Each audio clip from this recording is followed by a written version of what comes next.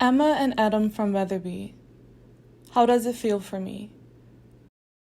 June 2021, Part 2.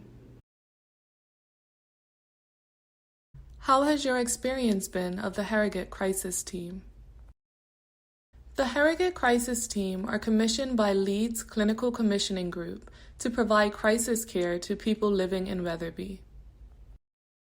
If I ring crisis team on a Friday night saying Emma's, self-harming, what's helped in the past?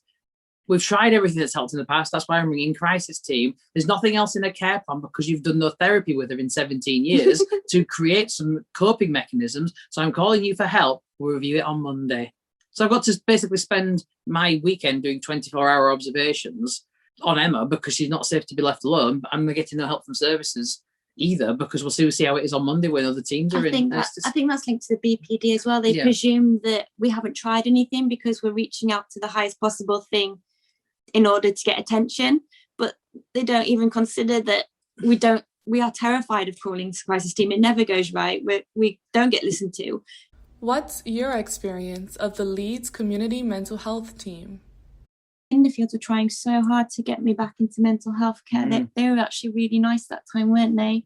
And but they couldn't convince Harrogate to take me back, and they were really struggling to get Leeds to escalate my care either, because I was on a waiting list to get care coordination in Leeds after I got discharged. That was off our own back, and my GP really fighting, because my GP was like, I can't look after Emma on my own in primary care services. She's not suitable for primary care services alone yet. And so he was really fighting, and he managed to get me a referral to Leeds CMHT. It was they really didn't want to even see that I needed a lot of help. The care coordinator, they just saw the smiley person that didn't need much support. The care coordinator that we were attached to weren't providing care coordination to start with. They were literally just a point of contact while we were on the waiting list for a very limited run of therapy. And when Emma ended up needing admitting to Pinderfields, then they had the care coordination. The reactive nature of it all. It's always reactive, and even then it doesn't always get implemented.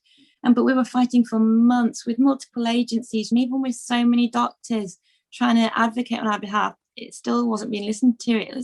You shouldn't have to fight that hard. What would a good experience of mental health services look like for you? It should be patient-centred about what the person needs, be preventative, and work towards an outcome of what is going to be, okay, what does Emma look like when she's well?